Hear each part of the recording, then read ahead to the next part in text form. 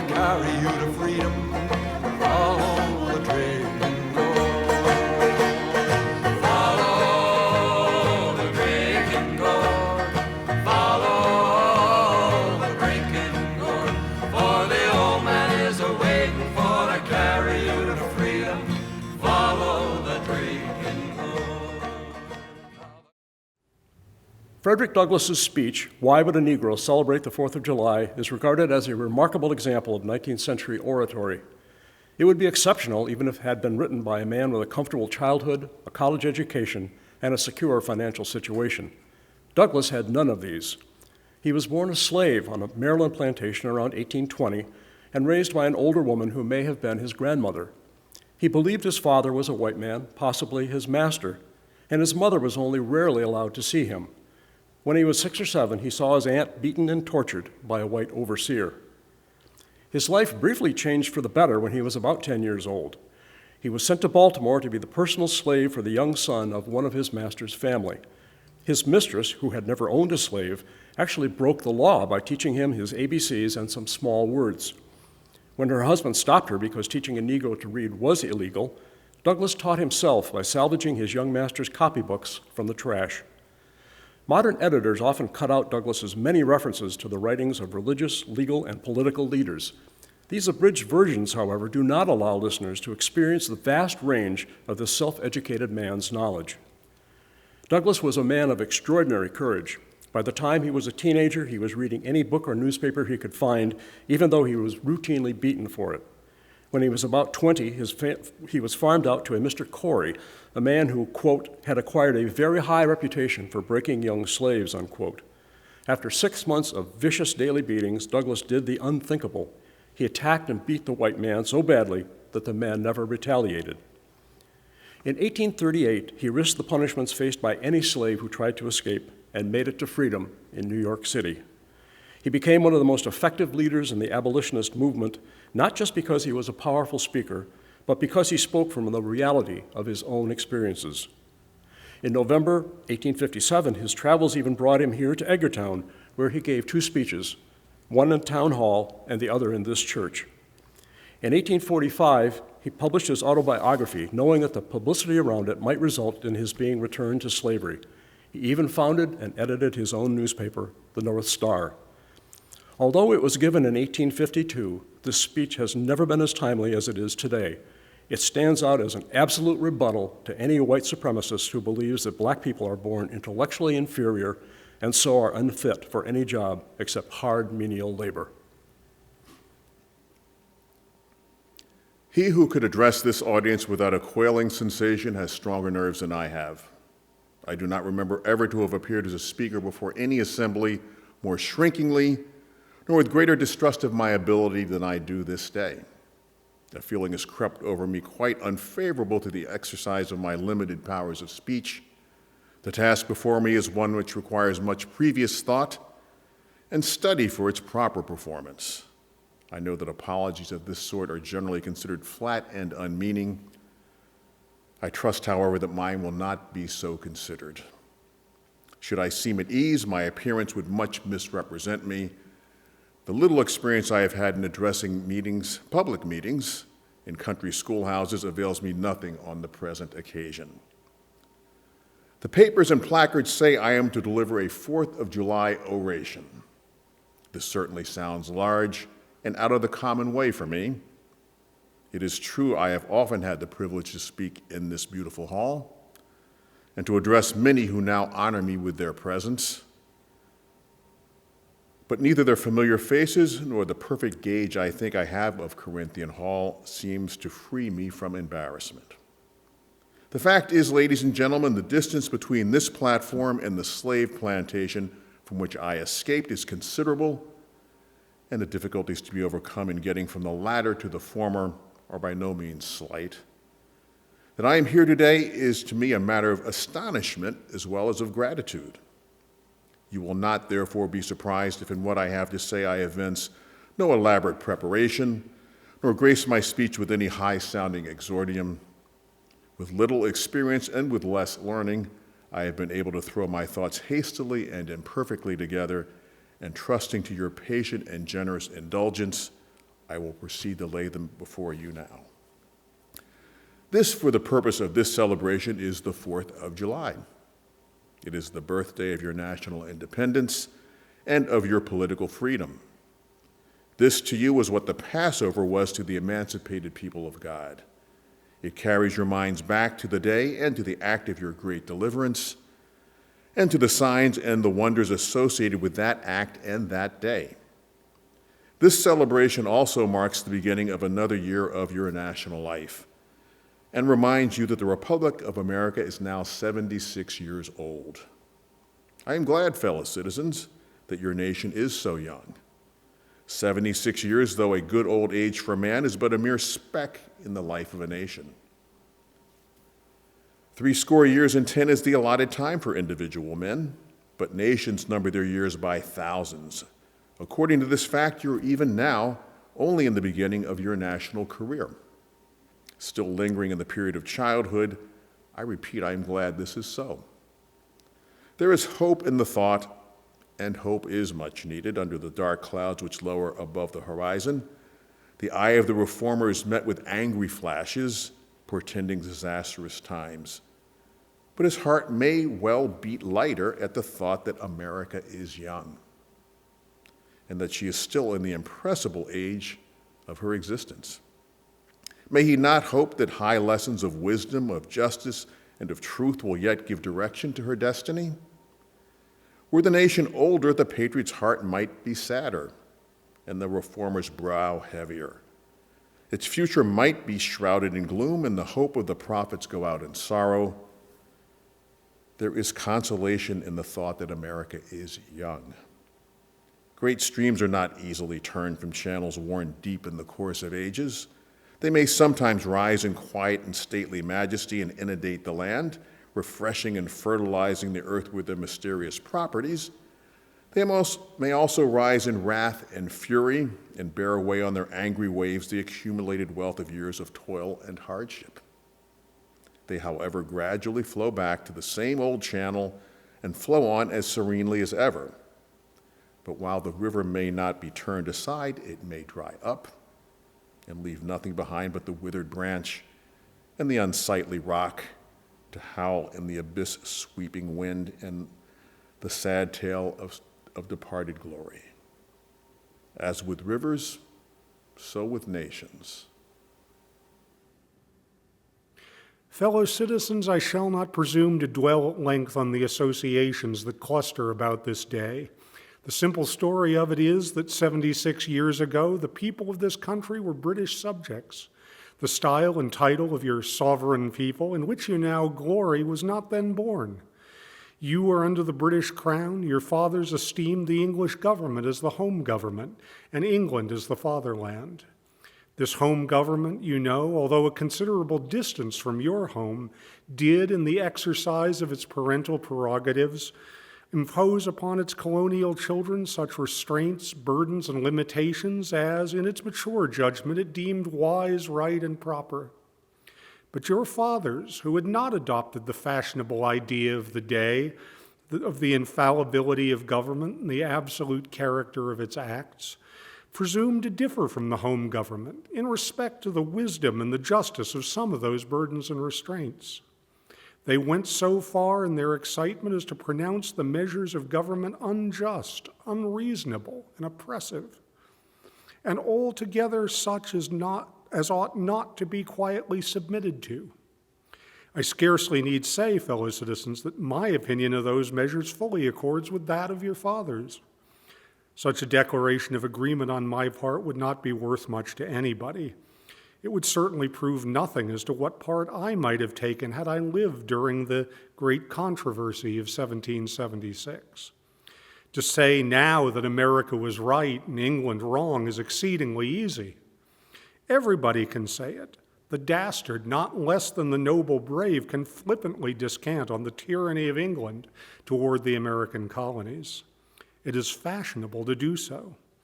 But there was a time when to pronounce against England and in favor of the cause of the colonies tried men's souls. They who did so were accounted in their day plotters of mischief, agitators and rebels, dangerous men. to side with the right against the wrong, with the weak against the strong, and with the oppressed against the oppressor, here lies the merit, and the one of which of all others seems unfashionable in our day. The cause of liberty may be stabbed by the men who glory in the deeds of your fathers. But to proceed. Feeling themselves harshly and unjustly treated by the home government, your fathers, like men of honesty and men of spirit, earnestly sought redress. They petitioned and remonstrated. They did so in a decorous, respectful, and loyal manner.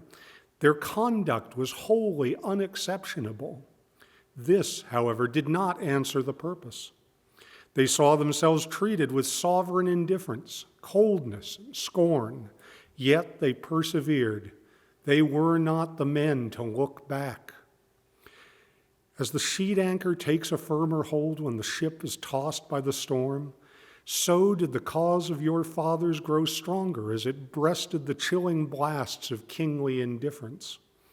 The greatest and best of British statesmen admitted its justice, and the loftiest eloquence of the British Senate came to its support.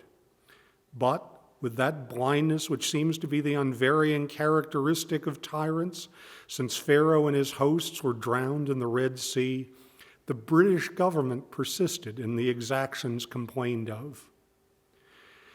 The madness of this course, we believe, is admitted now, even by England, but we fear the lesson is wholly lost on our present rulers. Oppression makes a wise man mad. Your fathers were wise men, and if they did not go mad, they became restive under this treatment. They felt themselves the victims of grievous wrongs, wholly incurable in their colonial capacity. With brave men, there is always a remedy for oppression. Just here, the idea of total separation from the colonies, from the crown, was born. It was a startling idea, much more so than we, at this distance of time, regard it. The timid and the prudent, as has been intimated of that day, were, of course, shocked and alarmed by it. Such people lived then, have lived before, and will probably ever have a place on this planet, and their course in respect to any great change, no matter how good the good to be attained, or the wrong to be redressed by it, may be calculated with as much precision as can be the course of the stars. They hate all changes, but silver and gold and copper change. Of this sort of change, they are always strongly in favor. These people were called Tories in their day, and the appellation probably conveyed the same idea that is meant by a more modern, though a somewhat less euphonious term, which we often find in our papers, applied to some of our old politicians.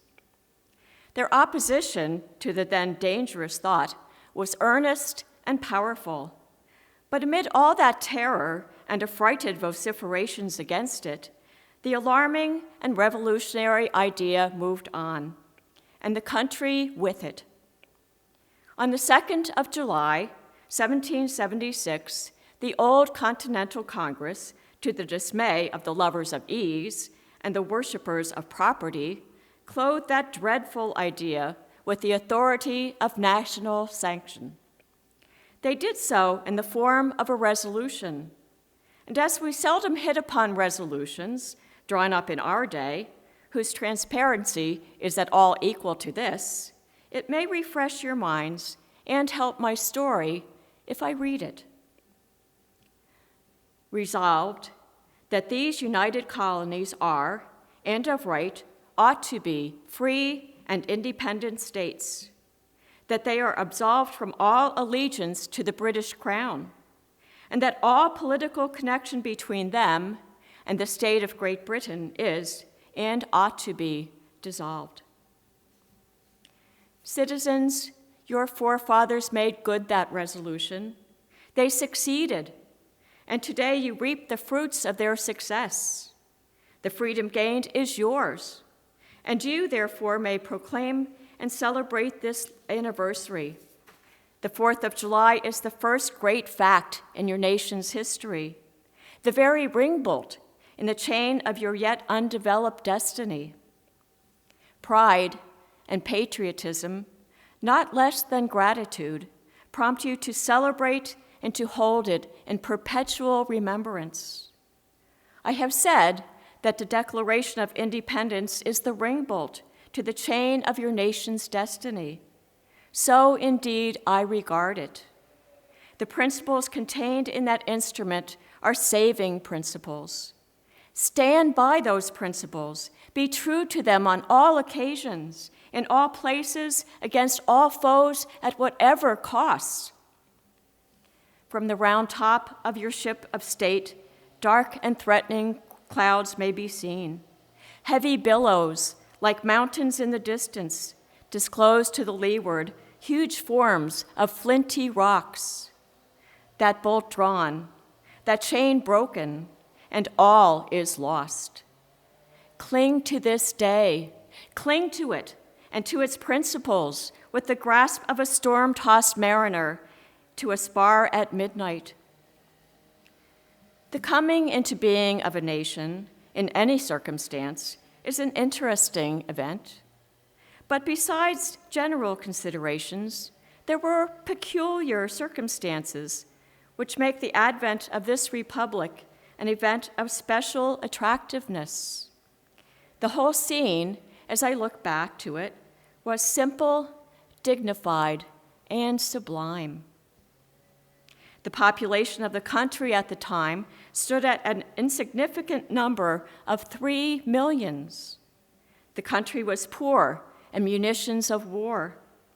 The population was weak and scattered, and the country a wilderness unsubdued. There was then no means of concert and combination such as exists now.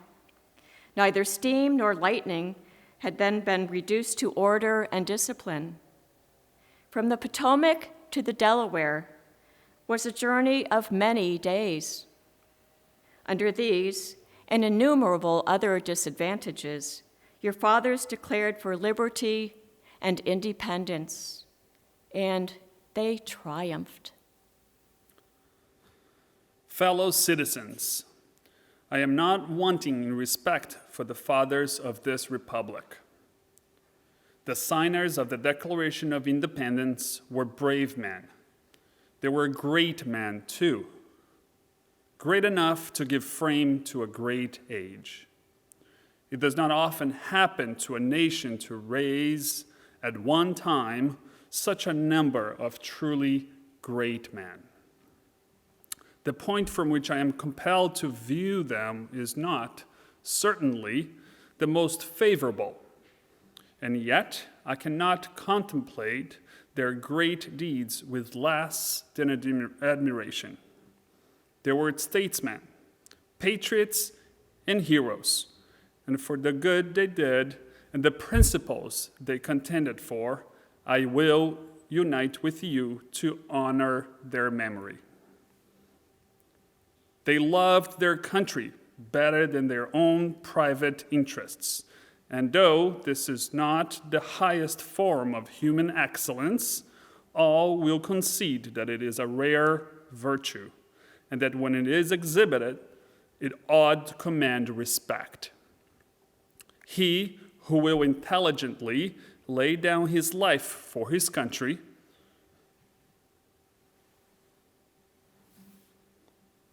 is not a man whom it is not in human nature to despise. Your fathers staked their lives, their fortunes, and their sacred honor on the cause of their country. In their admiration of liberty, they lost sight of all other interests. They were peacemen, but they preferred revolution to submission to bondage. They were quiet men, but they did not shrink from agitating against oppression. They showed forbearance, but that they knew its limits. They believed in order, but not in the order of tyranny. With them, nothing was settled that was not right. With them, justice, liberty, and humanity were final, not slavery and oppression. You may well cherish the memory of such great men. They were great in their day and generation. Their solid manhood stands out the more we contrast it with these degenerate times. How circumspect, exact, and proportionate were all their movements. How unlike the politicians of an hour. Their statesmanship looked beyond the passing movement and stretched away in strength into the distant future. They seized upon eternal principles and set a glorious example in their defense. Mark them, fully appreciating their hardship to be encountered, firmly believing the right of their cause, honorably inviting the scrutiny of an onlooking world, reverently appealing to heaven to attest their sincerity, soundly comprehending the solemn responsibility they were about to assume, wisely measuring the terrible odds against them.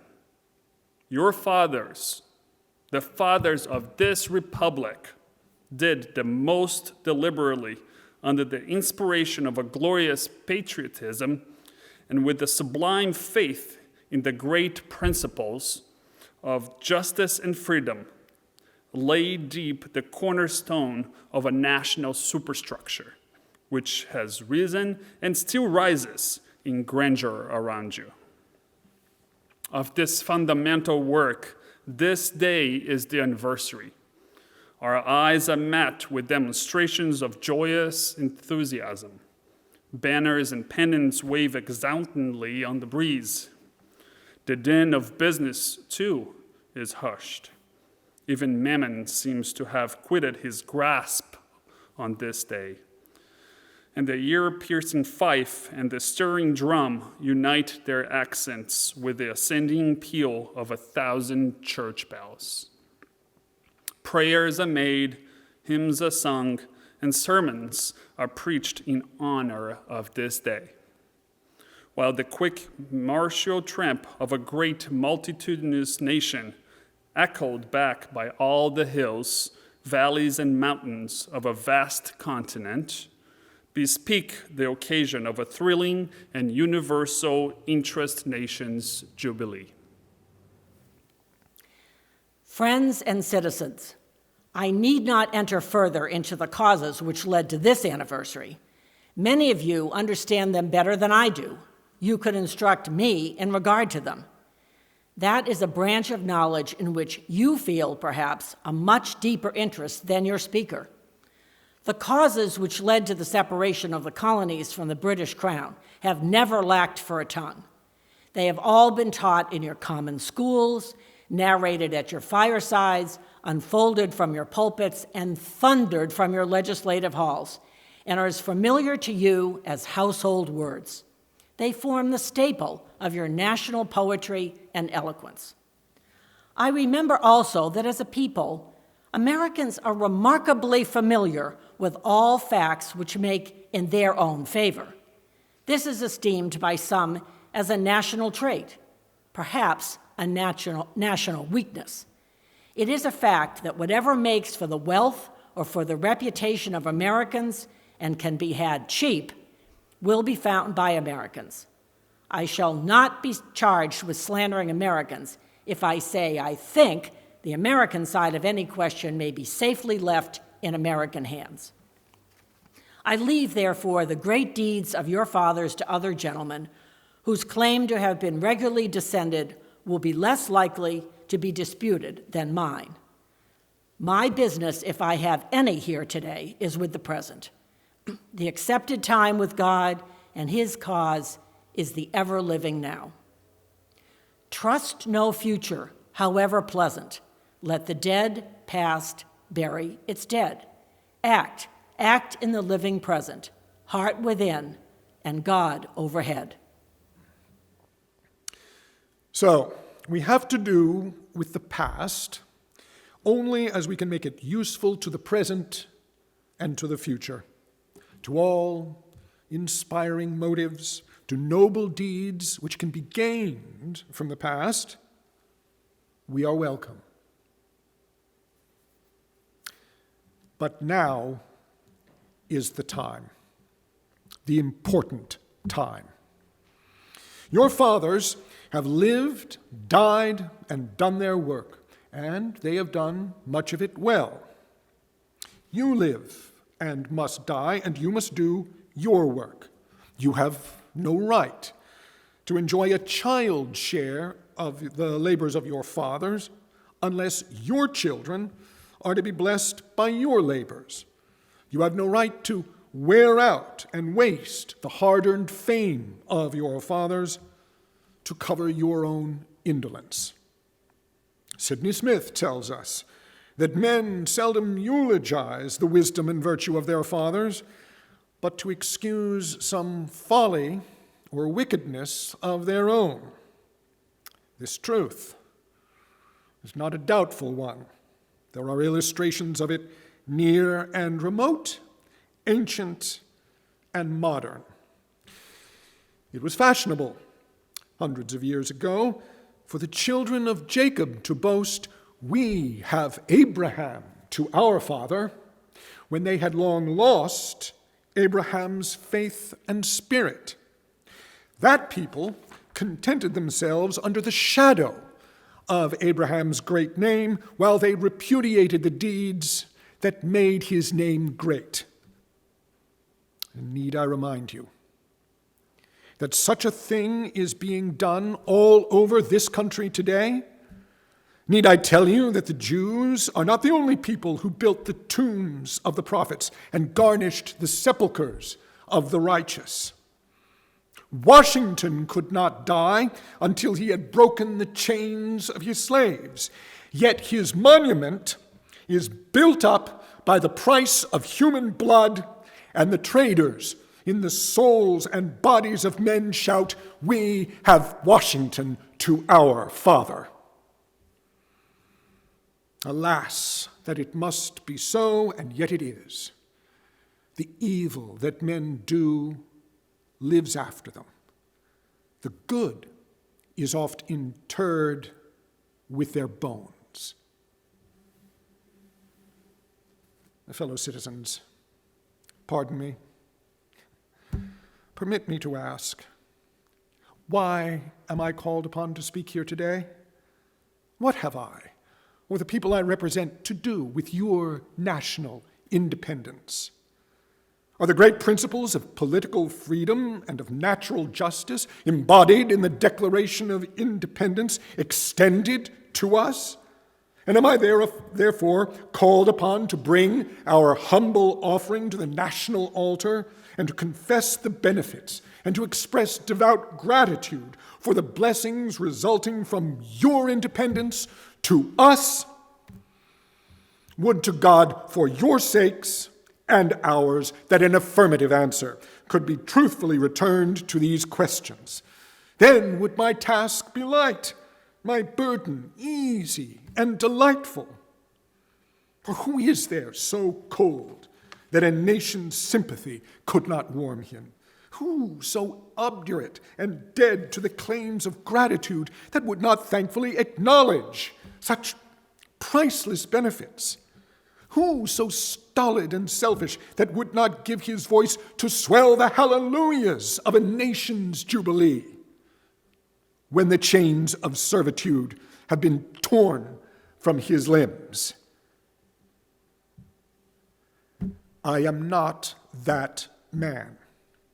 In a case like that, the dumb might eloquently speak, and the lame man leap as an hart. But such is not the state of the case. I say it with a sad sense of the disparity between us. I am not included within the pale of this glorious anniversary. Your high independence only reveals the immeasurable distance between us. The blessings in which you this day rejoice are not enjoyed in common. The rich inheritance of justice, liberty, independence, prosperity, bequeathed by your fathers, is shared by you and not by me. The sunlight, which brought lights and healing to you, has brought stripes and death to me. This 4th of July is yours, it is not mine. You may rejoice, I must mourn. To drag a man in fetters into the grand illuminated temple of liberty and call upon him to join you in joyous anthems were inhuman mockery and sacrilegious irony. And do you mean, citizens, to mock me by asking me here to speak today?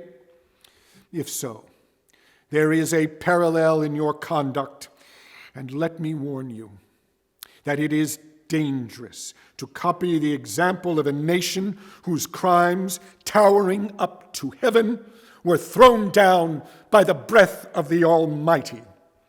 Burying that nation in irrevocable ruin, I can today take up the plaintive lament of a peeled and worn, woe-smitten people. By the rivers of Babylon, there sat we down. Yea, we wept when we remembered Zion. We hanged our harps upon the willows in the midst thereof. For there, they that carried us away captive required of us a song, and they who wasted us required of us mirth, saying, sing us one of the songs of Babylon. How can we sing the Lord's song in a strange land? If I forget thee, O Jerusalem, let my right hand forget her cunning. And if I do not remember thee, let my tongue cleave to the roof of my mouth. Fellow citizens, above your national tumultuous joy, I hear the mournful wail of millions whose chains, heavy and grievous yesterday, are today rendered more intolerable by the jubilee shouts that reach them. I do not forget, if I do not faithfully remember those bleeding children of sorrow this day, may my right hand forget her cunning, and may my tongue cleave to the roof of my mouth. To forget them, to pass lightly over their wrongs, and to chime in with the popular theme would be treason, most scandalous and shocking, and would make me a reproach before God and the world. My subject then, fellow citizens, is American slavery. I shall see this day and its most popular characteristics from the slave's point of view. Standing there, identified with the American bondman, making his wrong mine, I do not hesitate to declare with all my soul that the character and conduct of this nation never looked blacker to me than this 4th of July. Whether we turn to the declarations of the past or to the professions of the present, the conduct of the nation seems equally hideous and revolting. America is false to the past, false to the present, and solemnly binds herself to be false to the future. Standing with God and the crushed and bleeding slave on this occasion, I will, in the name of humanity, which is outraged, in the name of liberty, which is feathered, in the name of the Constitution and the Bible, which are disregarded and trampled upon, dare to call in question and to denounce, with all the emphasis I can command, everything that serves to perpetuate slavery, the great sin and shame of America. I will not equivocate. I will not excuse. I will use the severest language I can command, and yet not one word shall escape that any man whose judgment is not blinded by prejudice, or who is not at heart a slaveholder, shall not confess to be right and just. But I fancy I hear someone of my audience say, it is just in this circumstance that you and your brother abolitionists failed to make a favorable impression on the public mind. Would you argue more and denounce less? Would you persuade more and rebuke less? Your cause would be much more likely to succeed. But I submit, where all is plain, there is nothing to be argued. What point in the anti-slavery creed would you have me argue? On what branch of the subject do the people of the country need light? Must I undertake to prove that the slave is a man? That point is conceded already. Nobody doubts it. The slaveholders themselves acknowledge it in the enactment of laws for their government.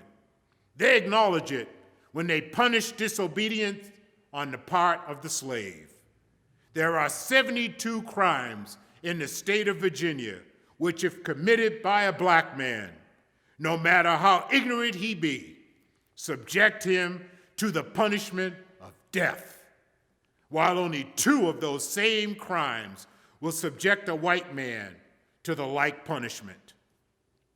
What is this but the acknowledgement that the slave is a moral, intellectual, and responsible being?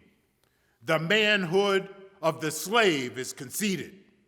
It is admitted in the fact that Southern statute books are covered with enactments forbidding, under severe fine and penalties, the teaching of the slave to read or to write. When you can point to any such laws into reference of beasts of the field, then I may consent to argue the manhood of the slave. When the dogs in your streets, when the fowls of the air, when the cattle on your hills, or the fish of the sea and the reptiles that crawl shall be unable to distinguish the slave from a brute, then I will argue with you that the slave is a man. For the present, it is enough to affirm the equal manhood of the Negro race.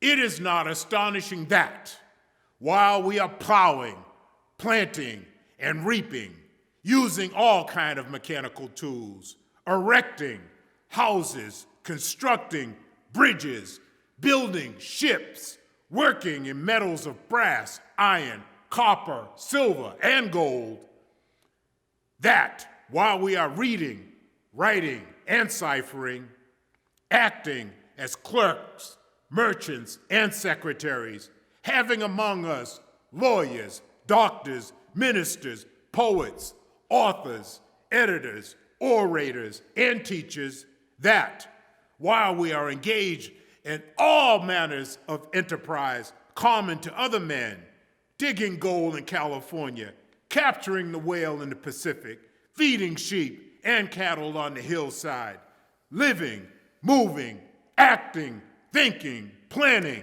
living in families as husbands, wives, and children, and above all, confessing and worshiping the Christian's God and looking hopefully for life and immortality beyond the grave, we are called upon to prove that we are men. Would you have me argue that man is entitled to liberty, that he is the rightful owner of his own body? You have already declared it. Must I argue the wrongfulness of slavery? Is that question for Republicans? Is it to be settled by the rules of logic and argumentation as a matter beset with great difficulty, involving a doubtful application of the principle of justice, hard to be understood? How should I look today in the presence of Americans dividing and subdividing a discourse to show that men have a natural right to freedom, speaking of it relatively and positively, negatively and affirmatively. To do so would be to make myself ridiculous and to offer an insult to your understanding. There is not a man beneath the canopy of heaven that does not know that slavery is wrong for him. What am I to argue that it is wrong to make men brutes, to rob them of their liberty, to work them without wages, to keep them ignorant of their relations to their fellow men, to beat them with sticks, to flay their flesh with the lash, to load their limbs with irons, to hunt them with dogs, to sell them at auction, to sunder their families, to knock out their teeth, to burn their flesh, to starve them into obedience and submission to their masters. Must I argue that a system thus marked with blood and stained with pollution is wrong? No, I will not. I have better employments for my time and strength than such arguments would imply. What then remains to be argued? Is it that slavery is not divine? That God did not establish it? That our doctors of divinity are mistaken? There is blasphemy in the thought. That which is inhuman cannot be divine. Who can reason on such a proposition? They that can may, I cannot. The time for such argument is past. At a time like this, scorching irony, not convincing argument is needed. Oh, had I the ability and could reach the nation's ear, I would today pour out a firing stream of biting ridicule, blasting reproach, withering sarcasm, and stern rebuke. For it is not light that is needed, but fire. It is not the gentle shower, but thunder. We need the storm, the whirlwind, and the earthquake. The feeling of the nation must be quickened. The conscience of the nation must be roused. The propriety of the nation must be startled. The hypocrisy of the nation must be exposed, and its crimes against God and man must be proclaimed and denounced. What to the American slave is your 4th of July? I answered, a day that reveals to him more than all other days of the year the gross injustice and cruelty to which he is a constant victim. To him, your celebration is a sham, your boasted liberty an unholy license, your national greatness swelling vanity, your sounds of rejoicing are empty and heartless, your denunciation of tyrants, brass-fronted impudence, your shouts of liberty and equality, hollow mockery, your prayers and hymns, your sermons and thanksgivings, with all your religious parade and solemnity, are to him mere bombast, fraud, deception, impiety, and hypocrisy, a thin veil to cover up the crimes which would disgrace a nation of savages. There is not a nation on earth guilty of practices more shocking and bloody than are the people of these United States at this very hour. Go where you may, search where you will, roam through all the monarchies and despotisms of the old world, travel through South America, search out every abuse, and when you have found the last, lay your facts by the side of the everyday practices of this nation, and you will say with me that for revolting barbarity and shameless hypocrisy, America reigns without rival. Take the American slave trade, which we are told by the papers is especially prosperous just now. Ex-Senator Benton tells us that the price of men were never higher than now. He mentions the fact to show that slavery is in no danger. This trade is one of the peculiarities of American institutions. It is carried on in all the large towns and cities in one half of this Confederacy, and millions are pocketed every year by dealers in this horrid traffic. In several states, this trade is a chief source of wealth. It is called, in contradistinction to the foreign slave trade, the internal slave trade. It is probably called so in order to divert from it the horror with which the foreign slave trade is contemplated. That trade has long since been denounced by this government as piracy. It has been denounced with burning words from the high places of the nation as an execrable traffic. To arrest it, to put an end to it, this nation keeps a squadron at immense cost on the coast of Africa. Everywhere in this country, it is safe to speak of this foreign slave trade as a most inhuman traffic opposed alike to the laws of God and man. The duty to extirpate and destroy it is admitted, even by our doctors of divinity.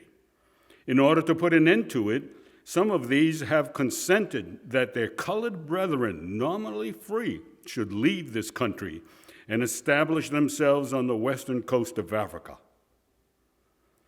It is a notable fact, while so much execration is poured out by Americans upon all those engaged in the foreign slave trade, the men engaged in the slave trade between the states pass without condemnation, and their business is deemed honorable. Behold, the practical operation of this internal slave trade, the American slave trade, sustained by American politics and American religion. Here you will see men and women reared like swine for the market. You know what is a swine drover? I will show you a man drover. They inhabit all our southern states. They perambulate the country and crowd the highways of the nation with droves of human stock. You will see one of these human flesh jobbers armed with pistol, whip, and bowie knife driving a company of 100 men, women, and children from the Potomac to the slave market of New Orleans.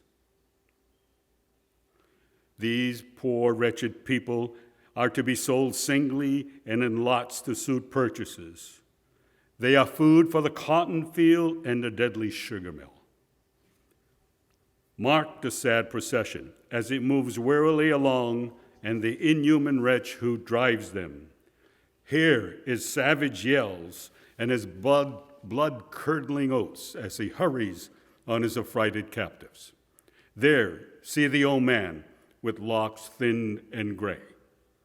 Cast one glance, if you please, upon that young mother whose shoulders are bare to the scorching sun, her briny tears falling on the brow of the babe in her arms. See, too, that girl of 13, weeping. Yes, weeping as she thinks of the mother from whom she has been torn. The drove moves tardily. Heat and sorrow have nearly consumed their strength. Suddenly you hear a quick snap like the discharge of a rifle. The fetters clank, the chain rattles simultaneously. Your ears are assaulted with a scream that seems to have torn its way to the center of your soul. The crack you heard was the sound of the slave whip. The scream you heard was from the woman you saw with the babe. Her speed had faltered under the weight of the child and her chains. That gash on her shoulder tells her to move on. Follow this drove to New Orleans. Attend the auction. See men examined like horses. See the forms of women brutally and rudely exposed to the shocking gaze of American slave buyers. See this drove sold and separated forever, and never forget the deep, sad sobs that arose from that scattered multitude. Tell me, citizens, where under the sun you can witness a spectacle more fiendish and shocking?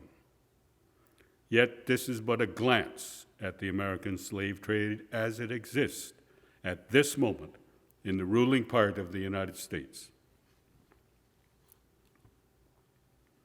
I was born amid such sights and scenes. To me, the American slave trade is a terrible reality. When a child, my soul was often pierced with a sense of its horrors. I lived on Philbot Street, Fells Point, Baltimore, and have watched from the wharfs the slave ships in the basin, anchored from the shore with their cargoes of human flesh, waiting for favorable winds to waft them down the Chesapeake. There was at that time a grand slave mart kept at the head of Pratt Street by Austin Woolfolk. His agents were sent into every town and county in Maryland, announcing their arrival through the papers and on flaming handbills headed "Cash for Negroes." These men were generally well-dressed men and very captivating in their manners, ever ready to drink, to treat, and to gamble.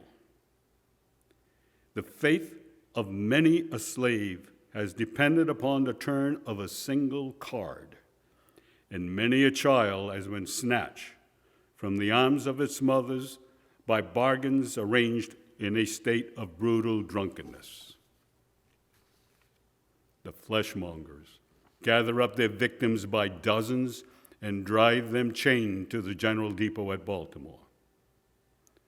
When a sufficient number has been collected here, a ship is chartered for the purpose of conveying the forlorn crew to Mobile or to New Orleans. From the slave prison to the ship, they usually are driven in the darkness of night.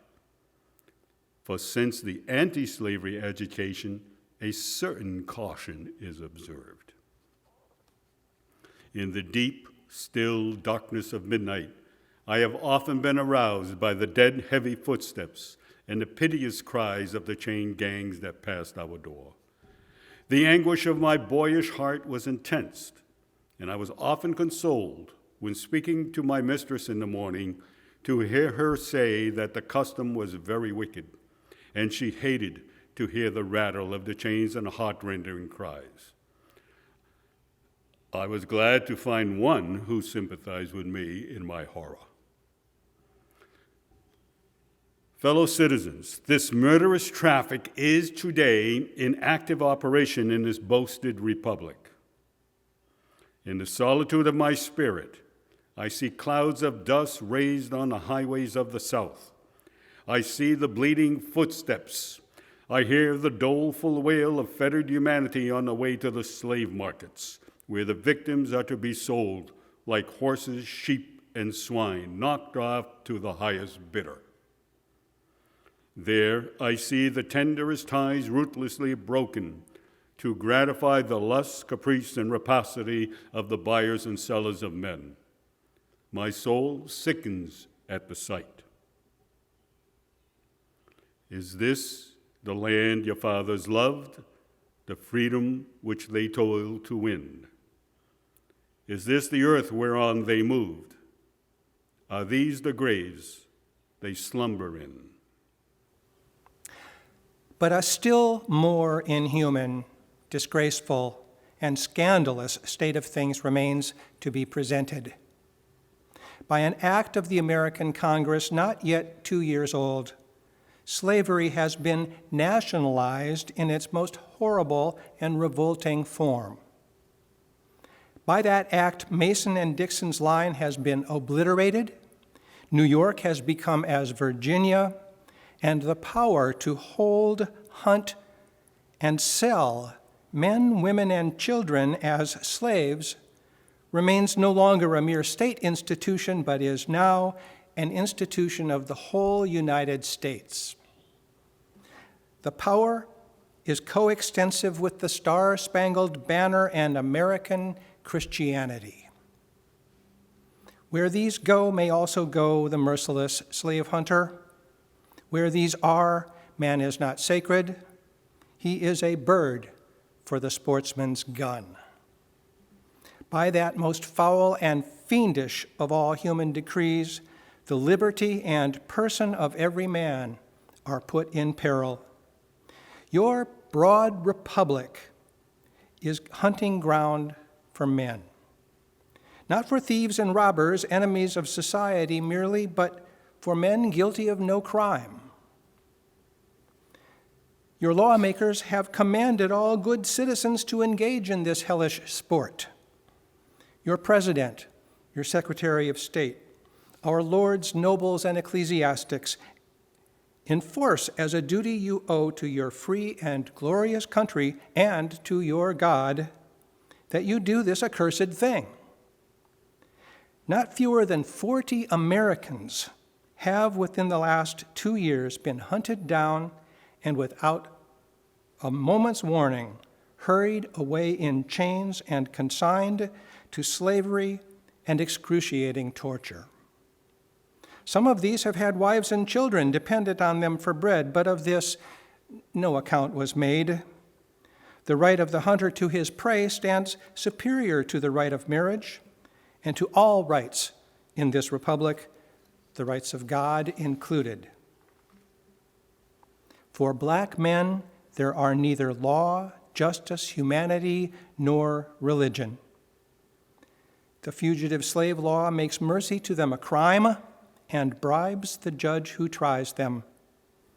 An American judge gets $10 for every victim he consigns to slavery, and $5 when he fails to do so. The oath of any two villains is sufficient under this hell-black enactment to send the most pious and exemplary black man into the remorseless jaws of slavery.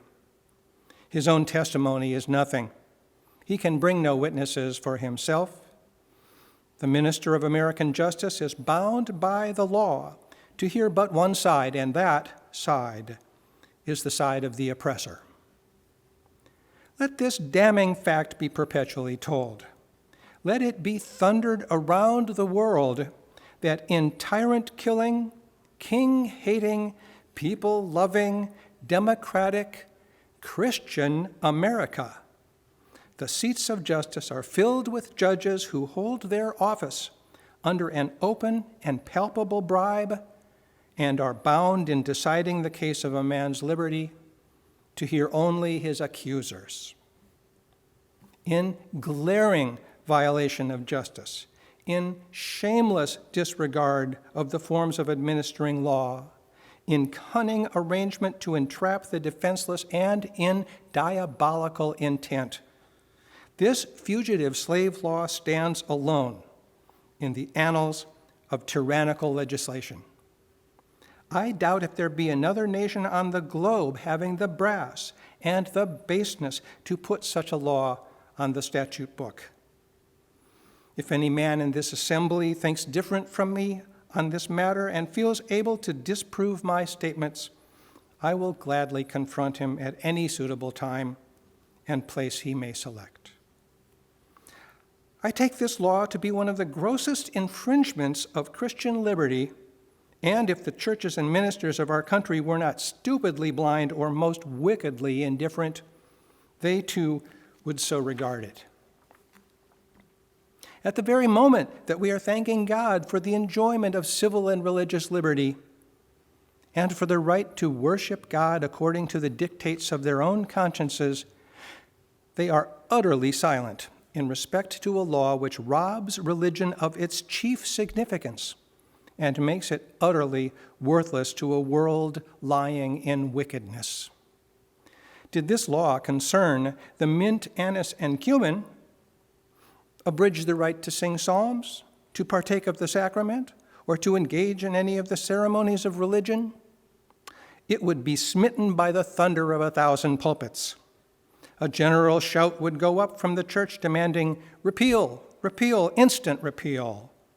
And it would go hard with that politician who presumed to solicit the votes of the people without inscribing this motto on his banner. Further, if this demand were not complied with, another Scotland would be added to the history of religious liberty, and the stern old Covenanters would be thrown into the shade.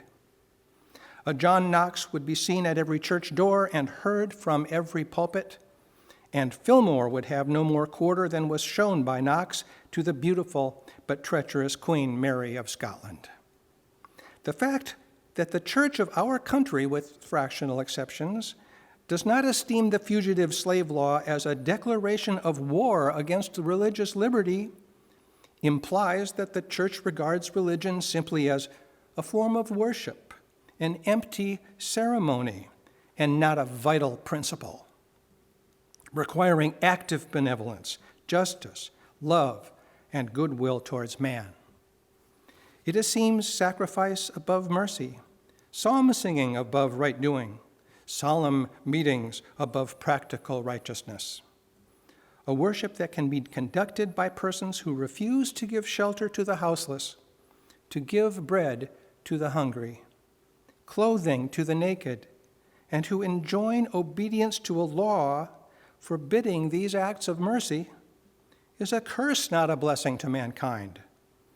The Bible addresses all such persons as scribes, Pharisees, hypocrites, who pay tithe of mint, anise, and cumin, and have omitted the weightier matters of the law, judgment, mercy, and faith. But the church of this country is not only indifferent to the wrongs of the slave, it actually takes sides with the oppressors. It has made itself the bulwark of American slavery and the shield of American slave hunters.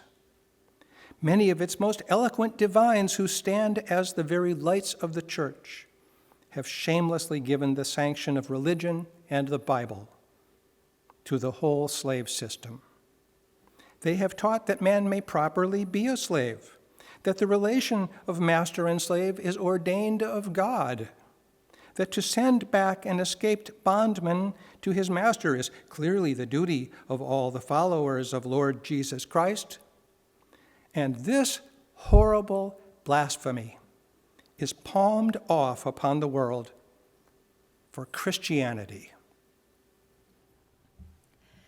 For my part, I would say welcome infidelity, welcome atheism, welcome anything in preference to the gospel as preached by those divines. They convert the very name of religion into an engine of tyranny and barbarous cruelty, and serve to confirm more infidels in this age than all the infidel writings of Thomas Paine, Voltaire, and Bolingbroke put together have done. These ministers make religion a cold and flinty-hearted thing, having neither principles of right action nor bowels of compassion. They strip the love of God of its beauty and leave the throne of religion a huge, horrible, repulsive form. It is a religion for oppressors, tyrants, man-stealers, and thugs.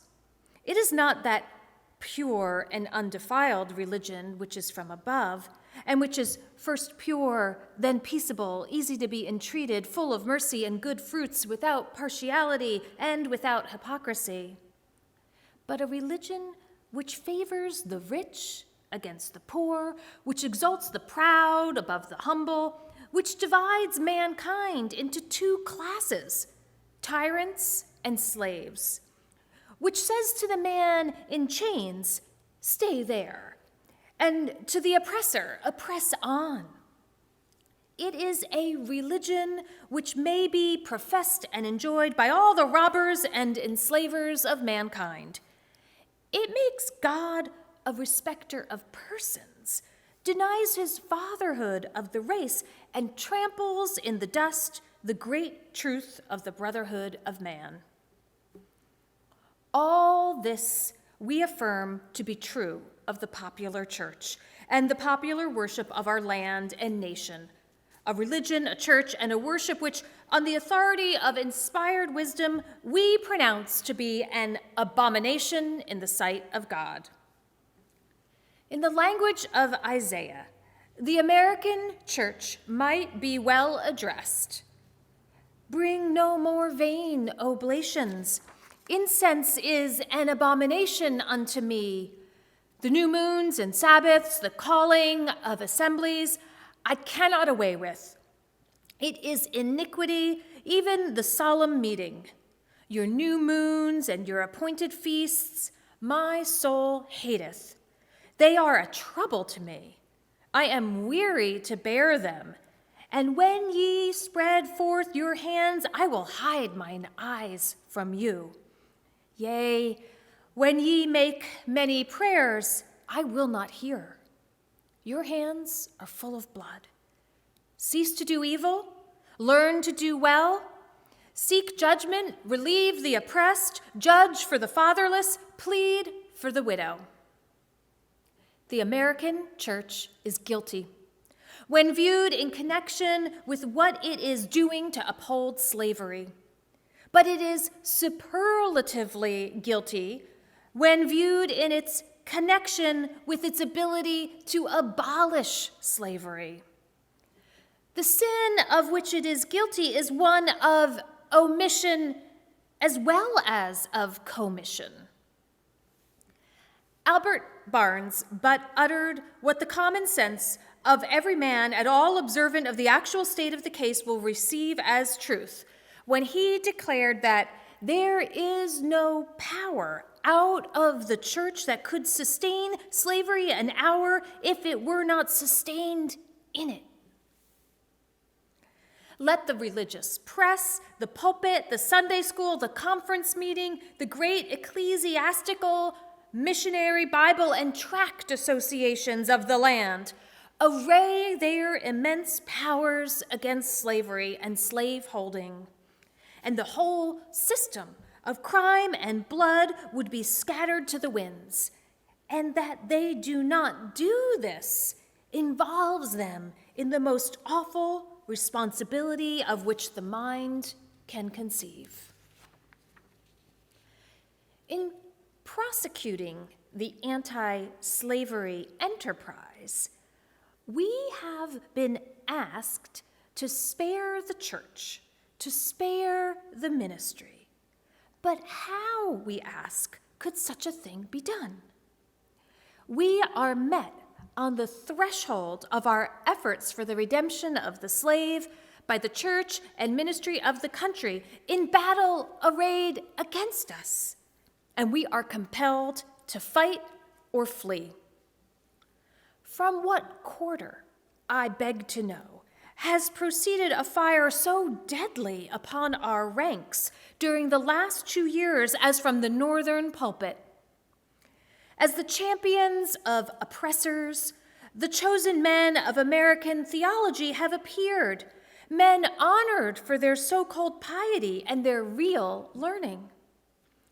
The Lords of Buffalo, the Springs of New York, the Lathrops of Auburn, the Coxes and Spencers of Brooklyn, the Gannets and Sharps of Boston, the Deweys of Washington, and other great religious lights of the land have, in utter denial of the authority of him by whom they profess to be called to the ministry, deliberately taught us, against the examples of the Hebrews and against the remonstrance of the apostles, that we ought to obey man's law before the law of God.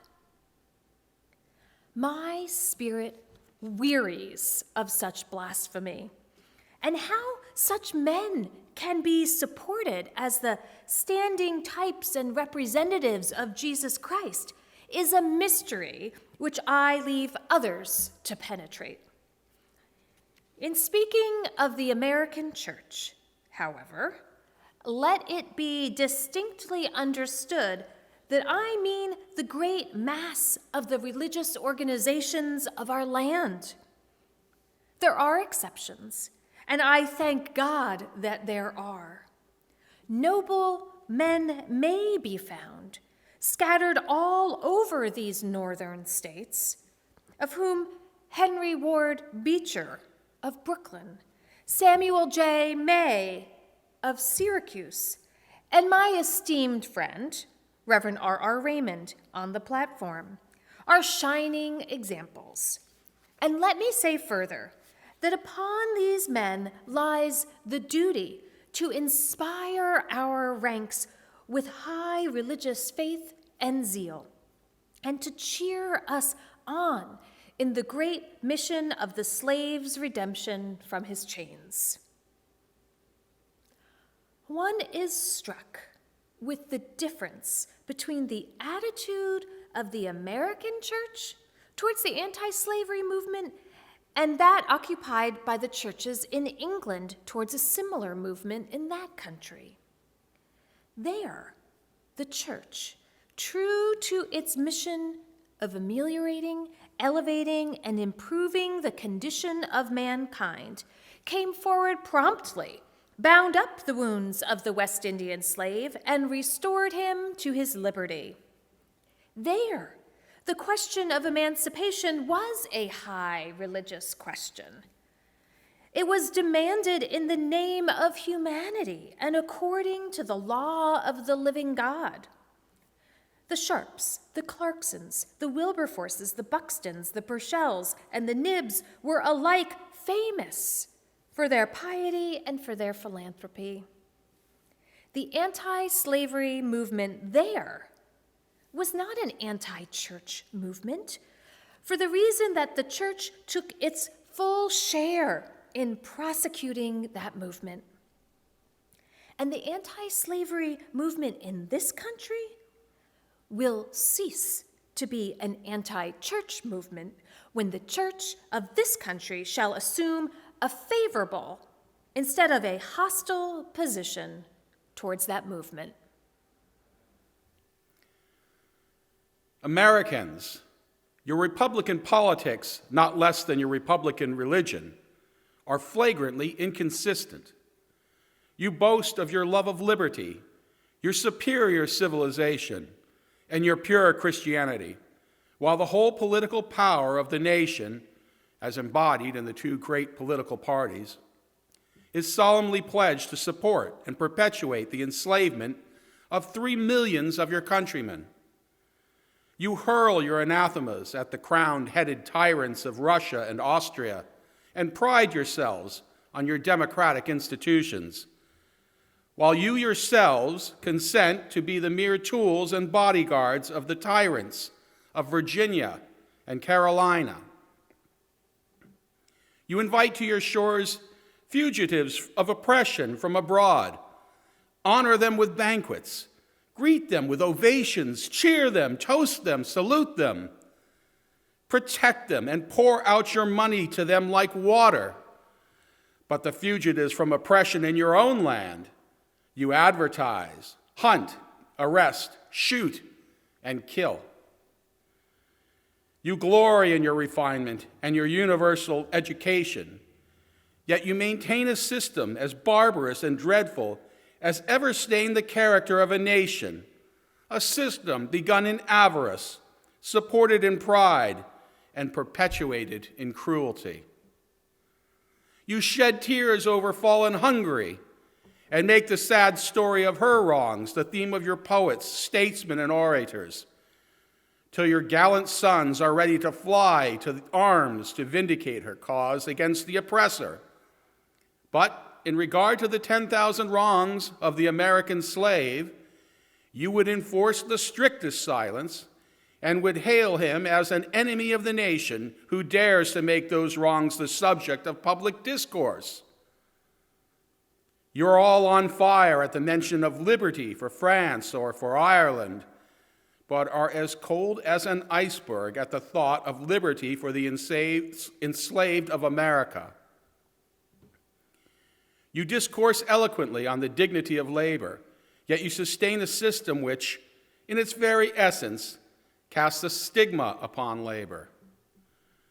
You can bare your bosom to the storm of British artillery to throw off a 3-penny tax on tea, and yet wring the last hard-earned farthing from the grasp of the black laborers in your country. You profess to believe that of one blood God made all nations of men to dwell on the face of all the earth, and hath commanded all man everywhere to love one another.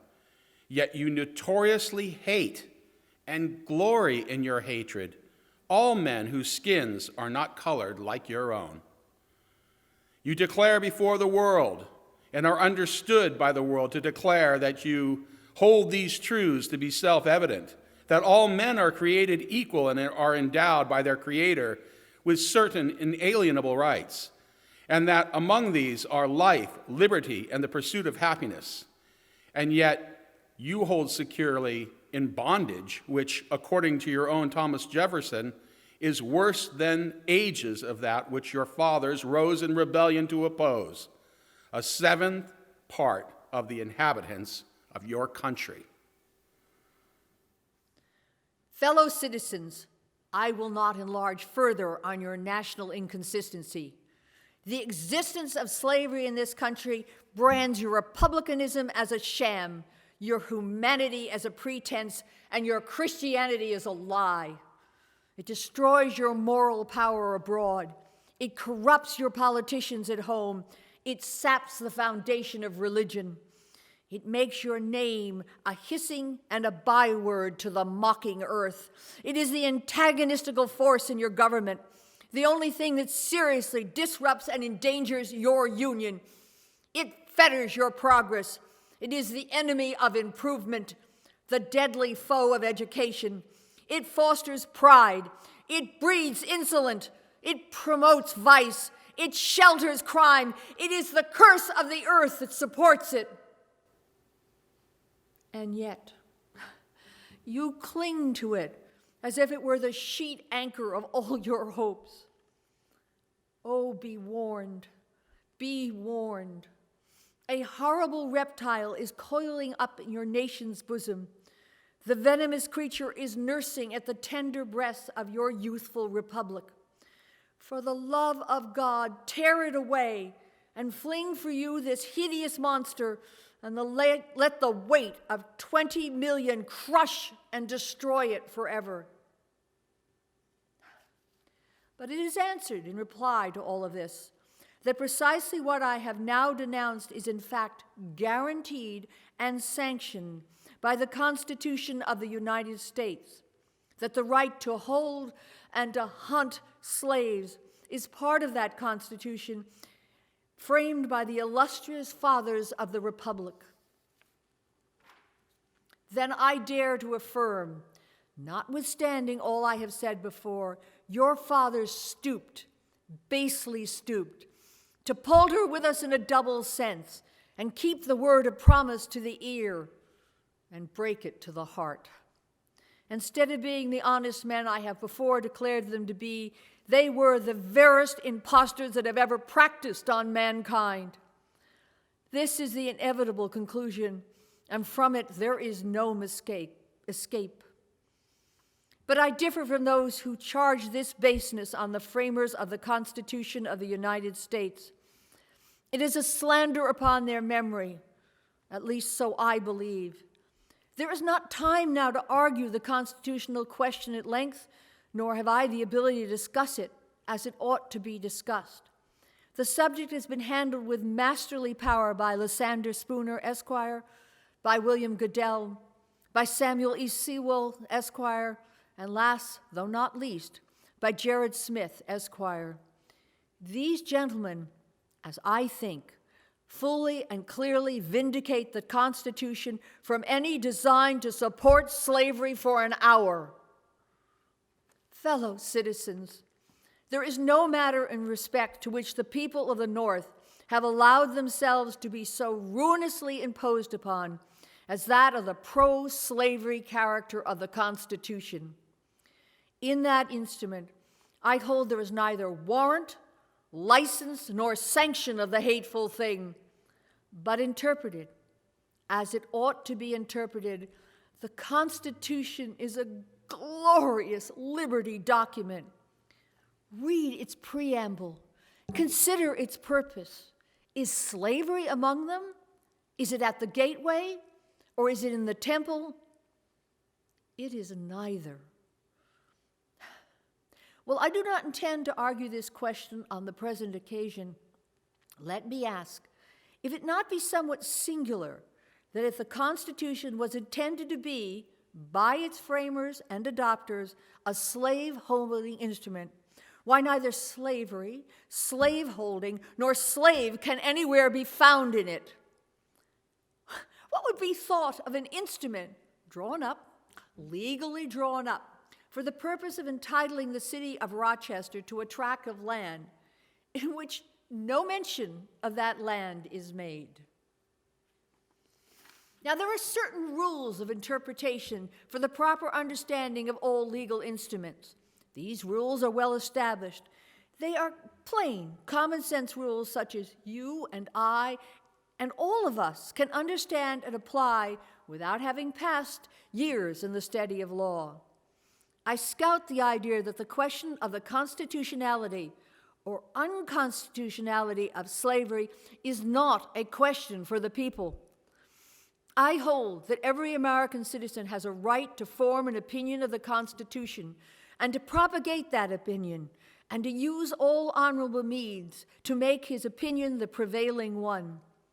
Without this right, the liberty of an American citizen would be as insecure as that of a Frenchman.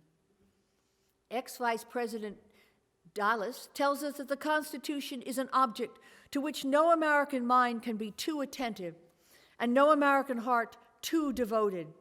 He further says the Constitution, in its words, is plain and intelligent and is meant for the homebred, unsophisticated understanding of our fellow citizens. Senator Barron tells that the Constitution is the fundamental law, that which controls all others, the charter of our liberties, which every citizen has a personal interest in understanding thoroughly. The testimony of Senator Breeze, Lewis Cash, and many others that might be named, who are everywhere esteemed as sound lawyers, so regard the Constitution.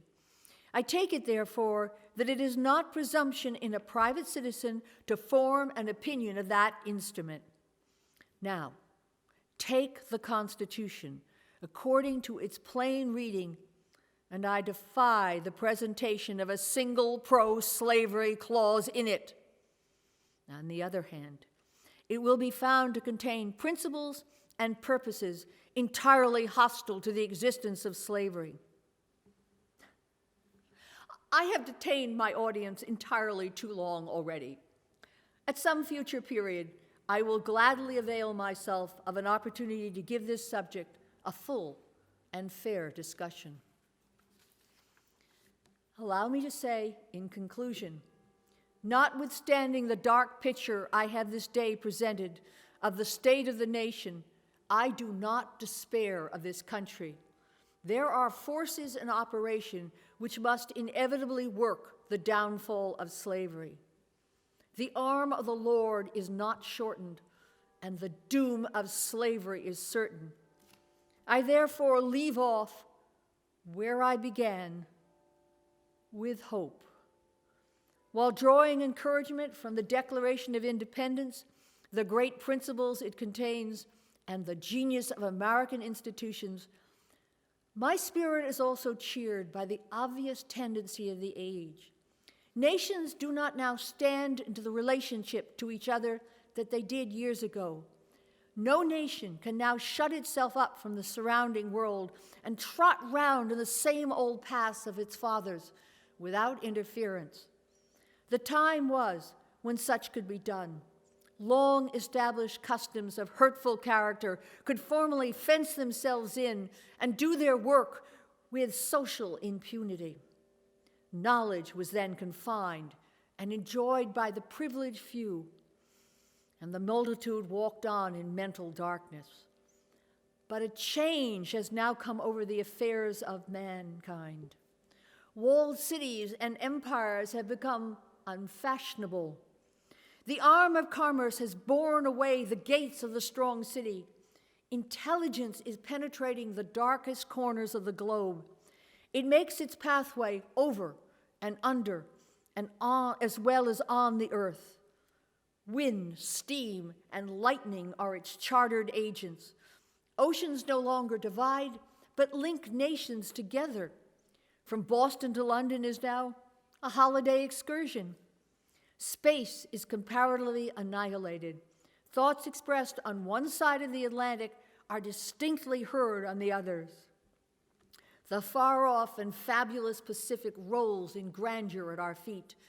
The celestial empire, the mystery of ages, is being solved. The fiat of the Almighty, "Let there be light," has not yet spent its force. No abuse, no outrage, whether in taste, sport, or avarice, can now hide itself from this all-pervading light. The iron shoe and crippled foot of China must be seen in contrast with nature. Africa must rise up and put on her yet unwoven garment. Ethiopia shall stretch out her hand unto God. In the fervent aspiration of William Lloyd Garrison, I say, and let every heart join in saying it, God speed the year of Jubilee the wide world over. When from their galling chains set free, the oppressed shall vilely bend the knee and wear the yoke of tyranny like brutes no more. That year will come, and freedom's reign to man his plundered rights restore. God speed the day when human blood shall cease to flow. In every clime be understood the claims of human brotherhood, and each return for evil good, not blow for blow. That day will come, all feuds to end, and change into a faithful friend each foe.